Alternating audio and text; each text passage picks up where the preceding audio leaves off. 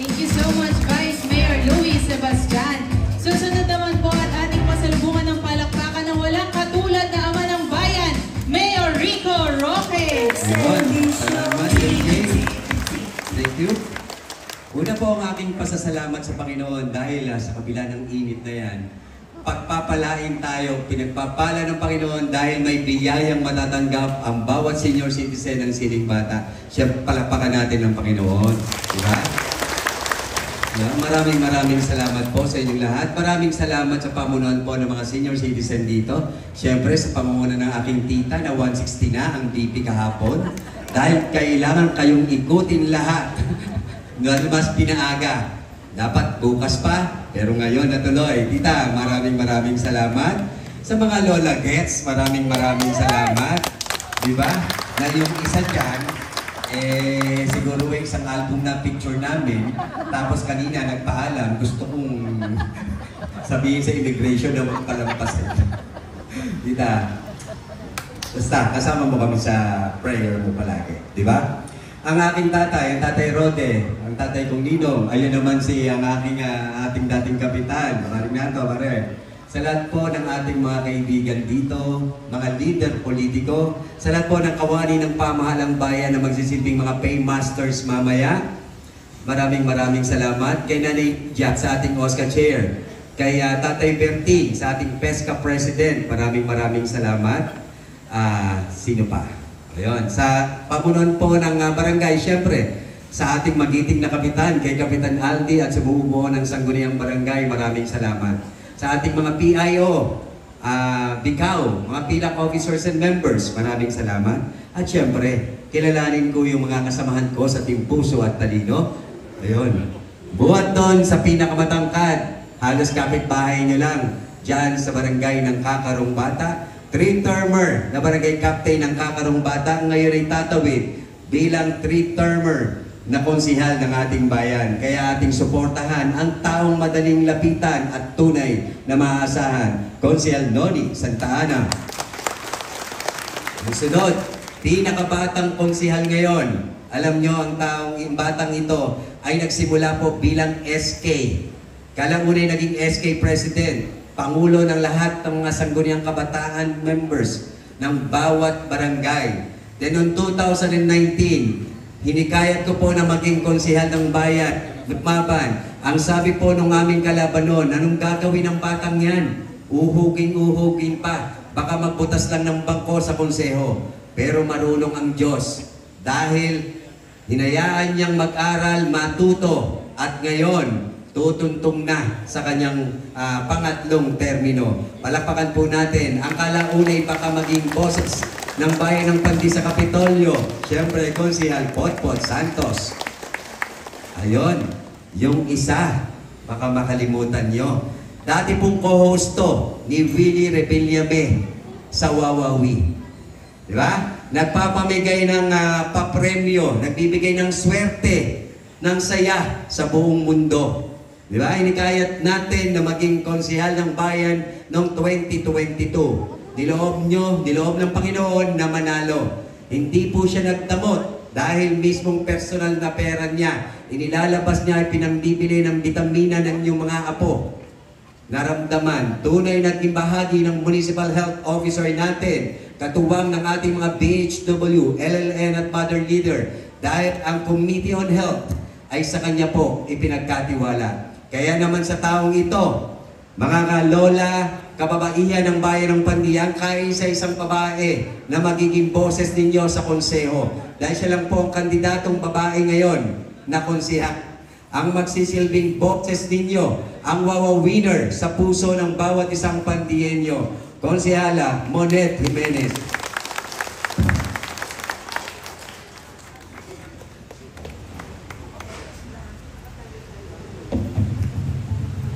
Ayun.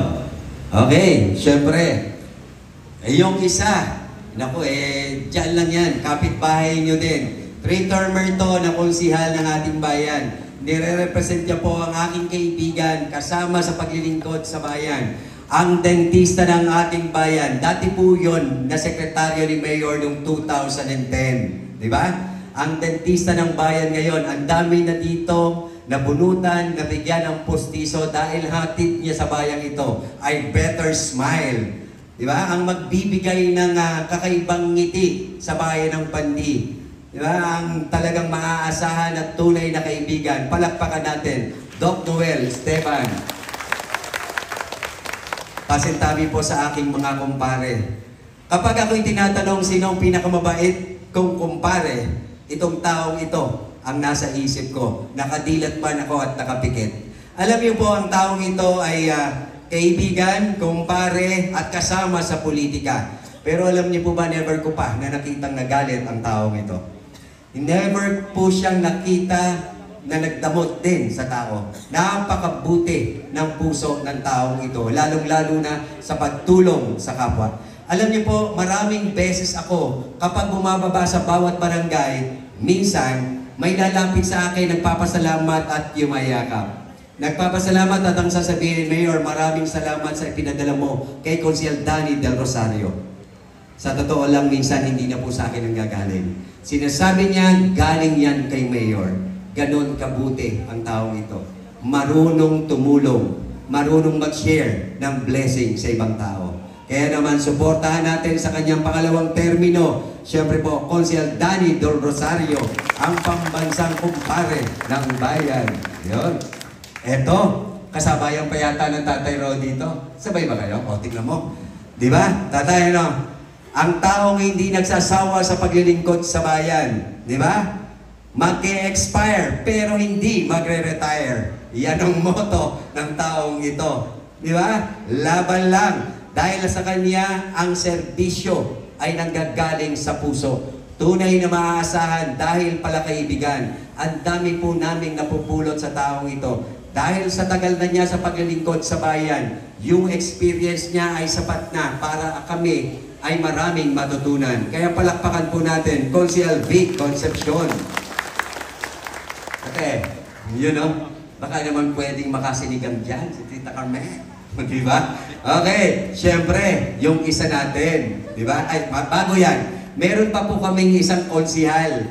Medyo nakapilay lang po ngayon. Kung inyong matatandaan, itong konsihal na ito ay naging number 1 nating konsihal. Number 1 sa puso ng bawat isang pandiyenyo. Kaibigan ni Mayor Rico. Nung ako ay ma-detain ng December 17 to 23 sa isang akusasyong di namin ginawa, kasama ko po ang taong iyon. Ang tao na hindi lang basta kasama, kundi tunay na kaibigan. Dahil siya, bilang kasama at kaibigan, hindi lang siya kasama sa lahat ng saya at ligaya, kung hindi marunong manindigan hanggang doon sa pinakamadilim naming pinagdaanan. Palakpakan po natin, Konsehal John Rojas.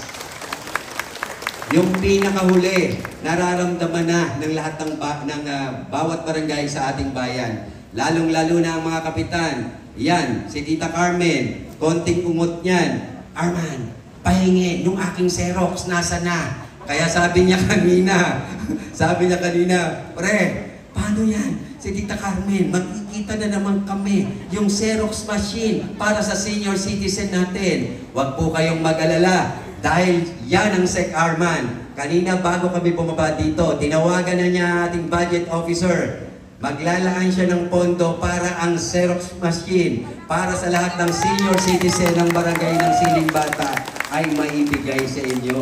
Diba?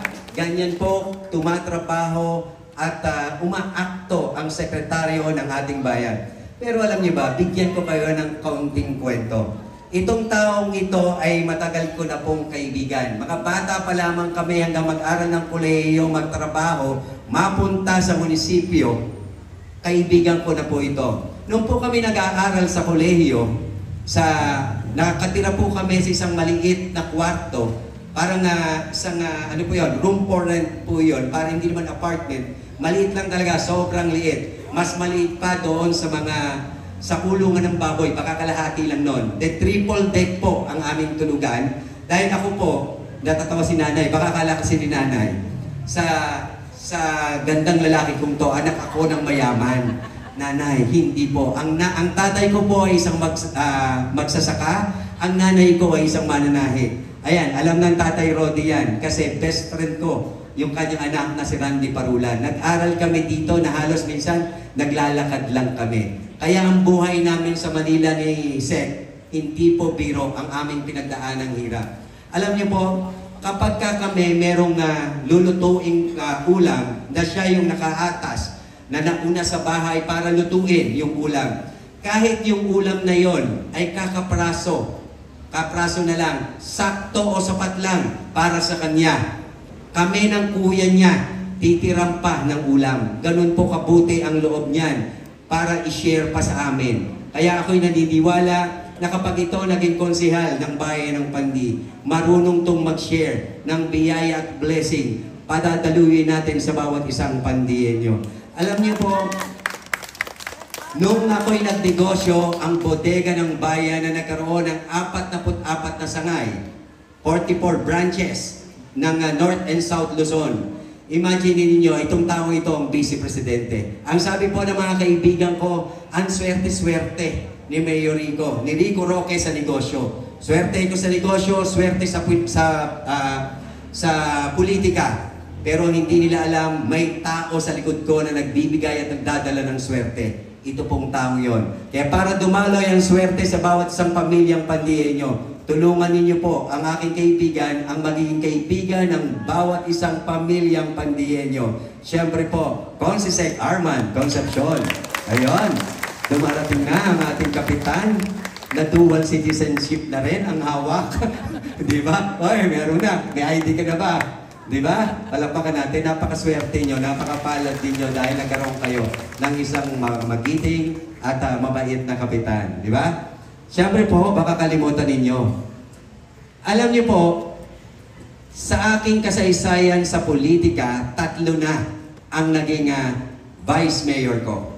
Una, Rachel Santos Oca. Pangalawa, Oca Marquez. Doon sa mga taga-Pandi Village, kilala niyo yon, si Oca Marquez. Dati po natin konsihal na nung kayo dumating dito, vice mayor.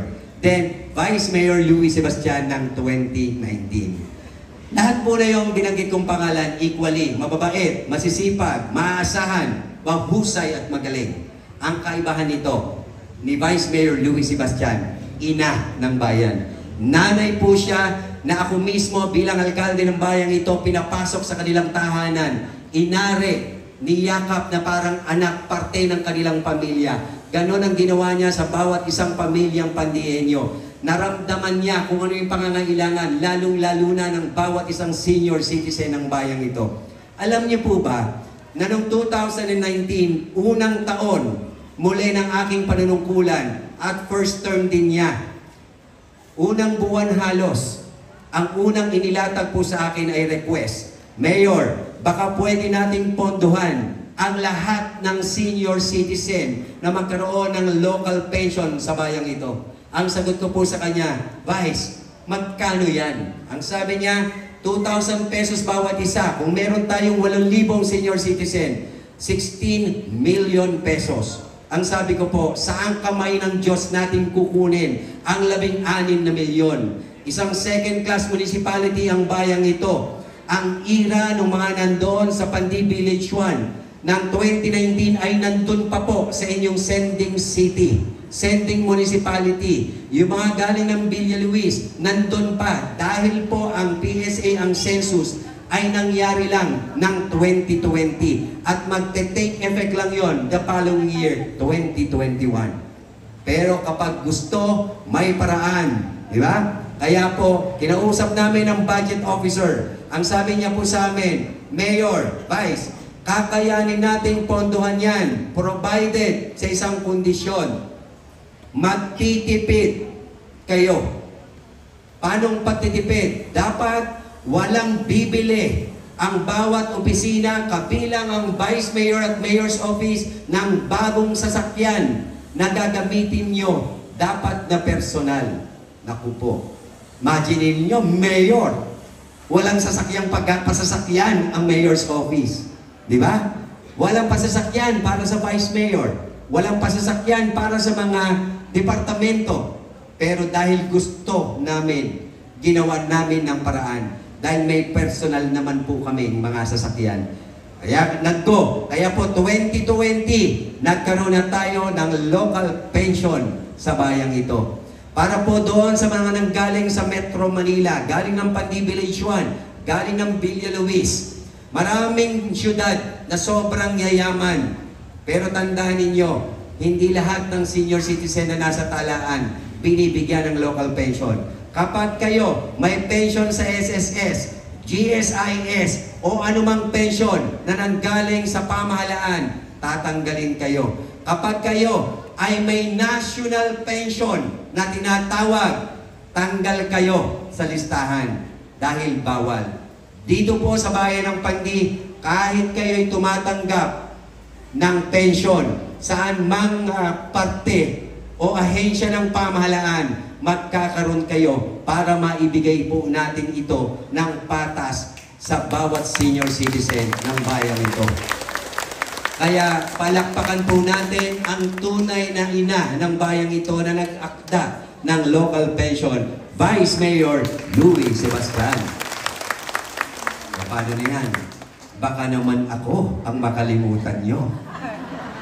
Ang nag-iisang gwapong alkalde sa bayang ito. Siyempre, di ba? Tuloy ang laban. Hindi natin hahayaan ang kalaban na manaigang kasamaan sa bayang ito. Di ba? December 17 to 23, halos nagluksa ang bayan ng Pandi. Lahat nakidalamhati, lahat nakiiyak. Dahil niyanig kayo ng di magandang balita nang mabasa nyo sa Facebook, ang mayor ng Pandi, ng rape, ng halay, ng taga-Caloocan. Imagine ninyo, Diyos ko po, yung gandang lalaki kong to. Di ba? Yung gandang lalaki kong to. Di ba? Alam niyo po, isa sa pinakamahirap sa panunungkulan sa bayan ay yung batuhin ka ng akusasyon na gawa-gawa lang. Sa totoo lang, kaya ko lahat ng hirap at pagod.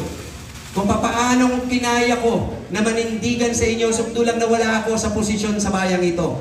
Kung inyong natatandaan, nung dumating kayo dito, mga taga-Pandi Village at Villa Luis, taga-Villa Luis, wala nga kayong entry pass nung nakabalik ako ng 2019. Mga taga-Pandi Village, hindi nga kayo kinilala ng pamahalang bayan noong 2016, 17, 18 at 19. Ang tawag sa inyo ng bayang ito, nung mga kalaban natin, ay mga taong basura na problema ang dala sa bayang ito. Lahat sila ayaw sa inyo. Pero nanindigan si Mayor Rico. Nanindigan si Vice na nung panahon yun ay konsehal ng bayan. Nanindigan si Sec, dahil si Sec mismo ang pumili ng lugar ninyo. Alam nyo ba na ang lugar ng Pandi Village 1 ay quarry site nung mga panahong yon? Quarry site, mga lupang hindi na po pinakikinabangan sa bayang ito. Ang sabi po sa akin, bakit kailangan dito magdala? Sayang ang lupa natin. Diyan mo dadalhin sa barangay ng Siling Bata na pagitan ng Siling Bata at Mapulang Lupa. Quarry site yan. Pero dahil nakatiwangwang ang lupa, alam ko na pwede itong pakinabangan. Dahil may taong higit na nangangailangan. Yun yung mga pamilya ninyo from Village 1, from Villa Luis, na ang tanging pangarap na nantitira sa inyo ay magkaroon ng isang marangal na tahanan. Marangal na tahanan na yayakapin kayo ng pamahalang bayan. Kaya anuman ang humarang sa akin, itunuloy ko ang aking desisyon. Tinanggap namin kayo dito ng buong puso noong 2015. Kaya po sa mga taong nandito, kung ano man ang ikinakusa sa akin dati, ganon din kasakit ang naramdaman ko nung sinabihan kayo na kayo ay mga taong basura sa bayang ito. Hanggang ngayon, hindi po maalis sa isip ko na tuwing maaalala ang panahon na nawala ako sa politika, natalo ako sa eleksyon dahil lang tinanggap ko kayo sa bayang ito. Dahil naniniwala ako na ang mga taong binigyan ko ng pag-asa at pagkakataon na magkaroon ng sariling tahanan, maging kasangkapan ng Panginoon para tuparin ang inyong mga pangarap na magkaroon ng magandang tahanan sa bayang ito. Alam ko na kayo ang magdadala at magiging bahagi para maramdaman namin ang progreso. Imagine nyo. Noong mga panahong yon, ako ang nakipaglaban para sa inyo. Dumating ang December 17 na 23. Inakusahan kami. Nakulong po kami. Consul John Rojas, Mayor Rico at Ruel Raimundo. Ang nanay at tatay ko, 84 years old ang nanay ko, 80 years old ang tatay ko. Walang patid ang luha. Hindi nakakatulog sa pag-iyak gabi-gabi. Na I'm sure kayong mga lolo at lola, mga nanay at tatay dito, never ninyo nagugustuhin at pinangarap na mangyari yan sa inyo. Mga akusasyon na gawa-gawa na hindi naman walang masihan at walang katotohanan. Pero niloob ng Diyos na kami ay makalabas pansamantala ng December 23. Nakwash ang waran. Nakalaya si Mayor Rico. Nakasama ang aking pamilya, ang aking nanay at tatay sa araw ng Pasko at Bagong Taon. Eto na. January, muli kaming nagsagawa ng mga birthdays natin. Kasama namin ang January celebrant ng mga lolo at lola sa Amana Royal. Di ba? Ang sabi ko sa inyo, hintayin nyo ang araw ng mga puso or Valentine's Day. Dahil mismong sa araw ng mga puso, ay bababa kami sa bawat barangay para ibigay ang mumunti naming regalo. Di ba? Kaya lang, bago dumating. Nakaschedule po kayo noon February 16. February 14, iikutin namin lahat ng public at private schools. Mga teachers, bibigyan namin ng regalo ng Valentine's. Pagdating ng 15, 16 at 17, na natapat ng 16, ang barangay ng Siling Bata. Bababa ako doon sa isang court sa Maybana. Doon dapat ako magbibigay ng regalo. Pero, February 6, nakatanggap ako ng di magandang balita. Ang sabi ng abogado kong kumpare, pare, tumawag sa akin yung court, kailangan uli na buhayin ang warrant of arrest. Ang sabi ko, ano nangyari? Kala ko ba wala na? Kasi wala namang complainant, winidraw na ng piskalya ang kaso, bakit kailangan may warrant of arrest na naman? Sabi niya sa akin, tama pare, wala nang kaso sa piskalya.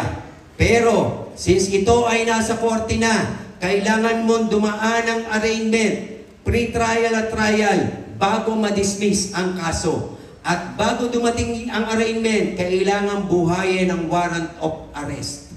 Aarestuhin uli kayo, makukulong uli kayo. Tumawad po ako. Ang sabi ko, baka hindi muna pwede ngayon. Baka pwede na ng Marso at Abril. Kasi kako iikot ako sa bawat barangay. Nakaplano na yon, nakahanda na. Yung mga bag ninyo, yung mga bag na nakita ko na green, yung duster, yung damit ni nanay, yung jogging pants ng mga senior citizen, yung sombrero ninyo, yung mga gatas, lahat yan. Dumaan po sa mata ko, dumaan sa kamay ko. Buhat sa pagbili. Wala akong ibinigay dyan nang hindi ko nakita, nang hindi ko alam. Dahil ang gusto ko, pag nagbigay ako, kilala at alam ko na sa akin nang galing yan. Imagine ninyo, ready na kami. Pero February 10, nag-voluntary surrender po kami at muling nakulong. February 18, pero bago yon, birthday ng ating butihing kapitan, February 11. Alam niyo po ba, halos pangalawang araw namin sa kulungan, gustong gusto ko na lumabas ng gabi. Kasi bakit? Imagine ninyo, sa lugar ko, sa Amana Water Park, ginanap ang isa sa pinakamakasaysayan niyang birthday. Kasi tumawid siya sa pagiging senior. Pinaghandaan ko. Meron na akong isusuot. Dapat ito, black. Di ba? Pero, hindi po ako pinayagan. Birthday ng Ninong Tinoy Sebastian. Sabi ko, pucha, 5 araw na kami dito sa kulungan. Baka po pwede na to. Ang sabi po sa akin, Mayor, kailan ba ang check-up mo? Ang sabi ko, that is before ng February 15. Ang sabi ko, may check-up ako dapat ng February 15. Okay. February 15, sige. Bibigyan ko kayo ng clearance, magpa-check up ka, provided na kasama mo ang hepe at isang pulis sa check up mo. Ang ginawa ko po pagkatapos ng check up namin, dumiretso ako sa birthday celebration ng Ninong Tinoy ng hapon at gabi. Sinakto kong hapon dahil gabi napakaraming tao. Eto ang siste. Pagdating ko doon, akala ko wala pang tao dahil hapon pa lang. Eh kung ako excited, kahit nakakulong, mas excited ang Lola Gets. Pagdating ko, nandun lahat ang Lola Gets. At eto ang pinakamatindi. Itong mga lola, tuwing kami magkikita niyan, picture taking. Naku po, Panginoon. Eh, bawal akong mapicturan sa labas ng detention cell. Hindi ko naman masabi. Kasi pag sinabi ko, imamarites ako. Baka sabihin, kumalat sa buong bayan ng Pandi, naku si Mayor. Diba? Si Mayor pala, nakukulong. Dahil hindi ko po sinabi. Dahil gusto ko tahimik lang. Di ba? Diretso pa kami ng picture. Ang sabi ko lang at ang dahilan ko sa kanila, oy, mahiya naman tayo. Baka akala ng Ninong Tinoy, ng ibang tao, ako ang may birthday. Alam niyo yun, di ba?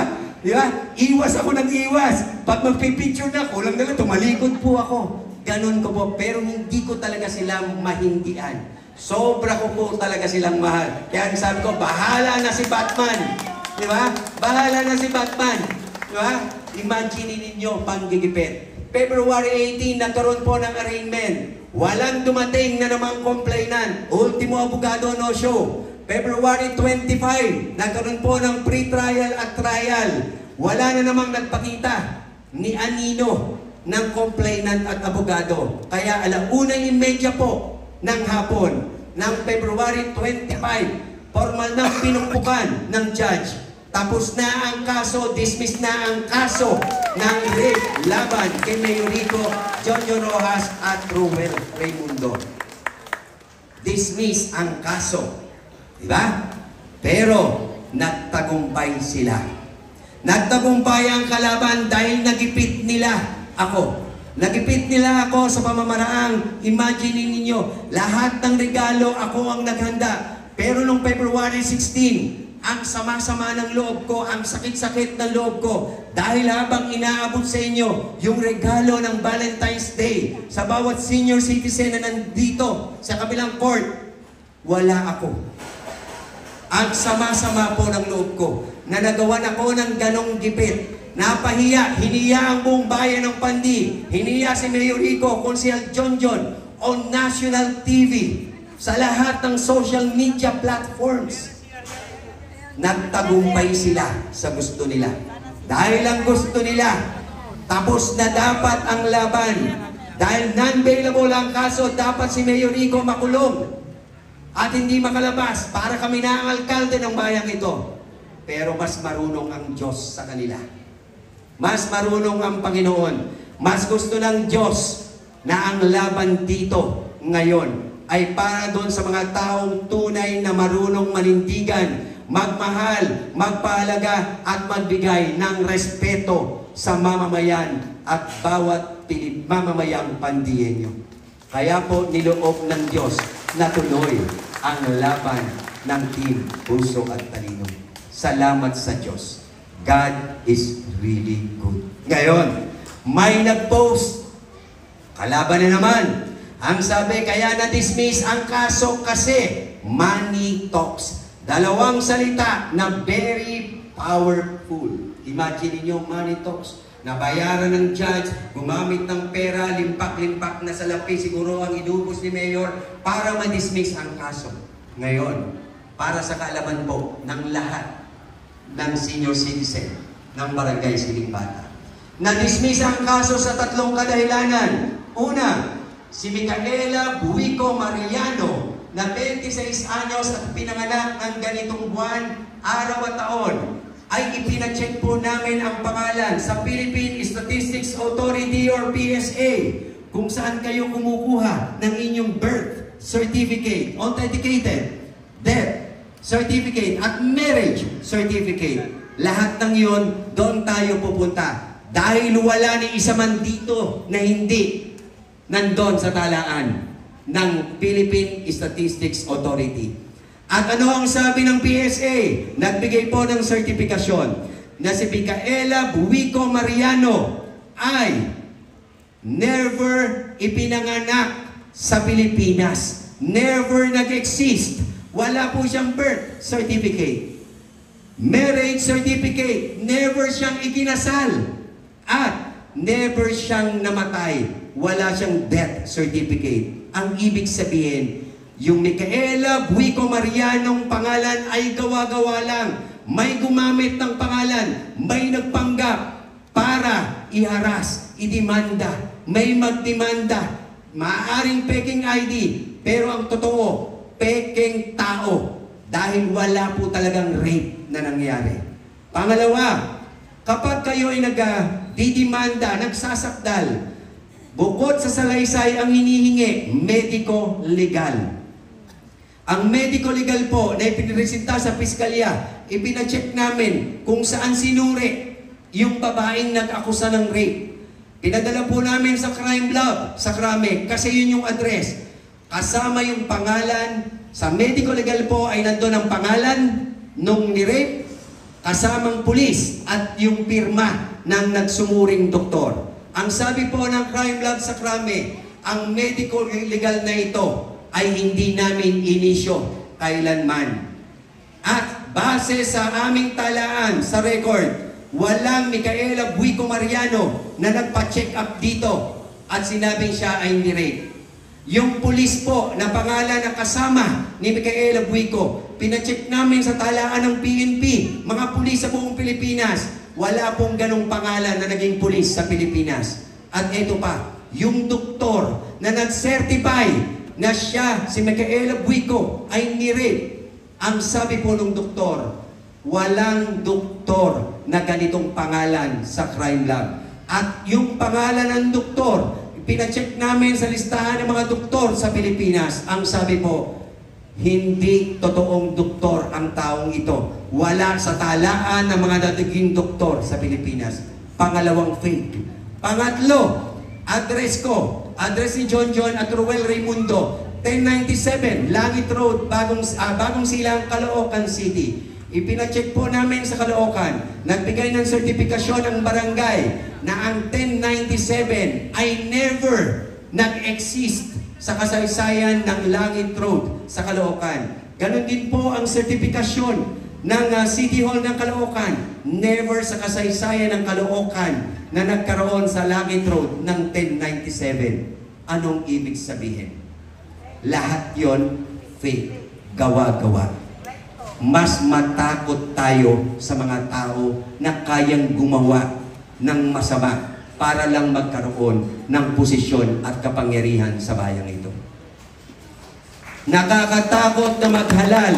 Makasama nyo sa panunungkulan ng ang tao na hindi marunong magpahalaga, rumespeto sa buhay ng ibang tao. Kung papaanong kayo nilapastangan ang pagkatao ng bawat isa sa inyo nang paratangan kayo na mga taong basura sa bayang ito, ganun din kasakit ang maparatangan, maakusahan na nanghalay ka ng ibang tao. Sa totoo lang, pinalaki po ako ng magulang ko na maging mabuting tao. Ang sabi nga po sa akin ng tatay ko, nung bumabalik ako lalo noong 2019, anak, di mo na kailangan na lumaban. Baka ayaw na sa'yo ng pandi. Huwag ka nang bumalik. Hayaan mo na lang yung iba. Hindi ba? Pero lumaban ako dahil may panawagan kayo. Gusto ninyo ng ama na mapagkalinga. Gusto niyo ng ama ng bayang mapagmahal na nagpapahalaga at nagbibigay ng respeto sa kapwa. Lumaban ako. Ang tanging bitbit ko lang noon ay ang pagiging mabuting tao. Ang sabi ng tatay ko, pag pumasok ka sa politika, siguraduhin mo dahil sa paglabas mo, kung mabuti kang taong pumasok, lalabas ka, mabuting tao. At yun lang ang ipinangako ko at pinangahawak. Kaya napakasakit po sa pamilya namin, nanay at tatay ko, sa aking asawa at anak, ang akusasyon na nanghalay ng rape, ng argabyado ka ng ibang tao. Dahil ako mismo, alam ko yung sakit na naramdaman ko noon. Nakarelate ako sa sakit na nararamdaman ng bawat isa sa inyo. Kaya po sa mga lolo at lola na nanalangin, nagtiwala at patuloy na nagtitiwala, nagmamahal sa Team Puso at Talino, lalong-lalo na sa inyong Mayor, kay Mayor Rico Roque. Maraming salamat po sa inyong panalangin. Asahan po ninyo na hanggang ako ang alkalde ng bayang ito. Kung paano kong pinapangarap, dati ang sabi ko sa inyo, di ba? Kayo ang nagdala ng progreso sa bayang ito. Bukas makalawa pagdilat ninyo, magkakaroon na ng Jollibee dyan sa Mapulang Lupa. Nagkatotoo, nagkaroon. Di ba? Nagkatotoo ang sinabi ko. Noong isang araw, naglalakad ako doon sa Bandi Village. May dinala kaming wheelchair. Ano ang sabi? Mayor, sawa na kami sa Chicken Joy. Baka pwede inihaw naman. Huwag po kayong mag-alala dahil after election, pagbubukas na ang Mang Inasal. Oh, kanina, ang sabi, Mayor, salamat doon sa pensyon namin. Di ba? Kahit nagre-reklamo si Tita Carmen na mas inagaan ng 160 ang BP, ang sabi ko, mas okay na yan, Tita. Kasi at least, mas inagahan, hindi hinuli. Di ba? Ang sabi niya, malaking tulong to. Kasi pang-maintenance namin to. Kaya sa mga lolo at lola, na dati nagkakasya na kayo na bumibili sa Watsons, sa mga tabi-tabing butika, huwag kayong mag-alala. Bago matapos ang taong ito, masisilayan nyo ang kauna-unang Mercury truck sa bayang ito. At eto pa, doon sa mga nanay dito, na mahilig mamili, na hindi papuntang Quezon City, papuntang Manila. Ang sabi nila sa amin minsan, may dalang gulay pumunta sa munisipyo. Mayor, baka naman pwede, i-request mo na magkaroon man lang tayo ng biyaheng Divisoria. Ang sabi ko, Nay, huwag kang mag-alala, nasa pipeline na natin yan at pinaplano na. Noong isang linggo po ay bisita ko sa aking bahay, yung aking kaibigan na nagdala dito ng P2P na bus, buhat sa Pandito, Trinoma. Ang sabi niya po sa akin, pare, pagsusumikapan ko na bago mag-eleksyon, yun yung pinakamabilis, or after election, ibababa na natin ang approval ng LTFRB. Ang bus route, buhat sa Pandi hanggang Divisoria. Oh, saan ka pa? Kusa nang dumarating ang lahat ng pagpapala sa bayang ito. Dahil ang bayang ito ay tahanan o nananahan ang mga taong may mababuting puso kagaya ninyo. Palakpakan nyo ang inyong mga sarili. Marami pong salamat sa Diyos na sa tuwing dumarating ang pagpapala dito sa bayang ito, naging party ako. Di ba? Natatala sa kasaysayan ng bayan ng Pandi. Kauna-una ang Jollibee sa bayan ng Pandi, si Mayor Rico ang nagdala. Kauna-una ang Mercury na nagkaroon ng bayang ito, si Mayor Rico ang nagdala. Kauna-una ang Pure Gold, kauna-una ang bus route, Trinoma to Pandi to Trinoma, Pandi to Divisoria. Ako ang panukala, ako ang nagdala. Nagripa ng mga pabrika na nagkikreate ng napakaraming trabaho sa bayang ito. Ako ang nag-imbita, ako ang nagdala. Pero sa totoo lang, hindi po ako konforme na doon niyo ko matandaan at makilala. Balang araw matatapos ang aking termino. Balang araw lipas na sa politika si Mayor Rico.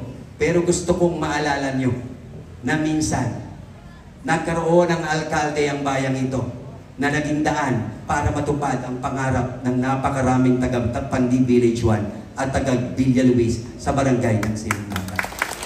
Na minsan nagkaroon kayo ng alkalde sa bayang ito. Na minsan sinasantabi ang pamilya at sarili dahil mas mahalaga ang mamamayan at ang bayan. Na minsan nagkaroon kayo ng alkalde sa bayang ito na higit na mapagmahal, mapagkalinga, may malasakit at may respeto sa kapwa. Gusto ko maalala nyo na nagkaroon kayo ng alkalde ng bayang ito na minahal kayo ng sobra. Magandang hapon po sa inyo.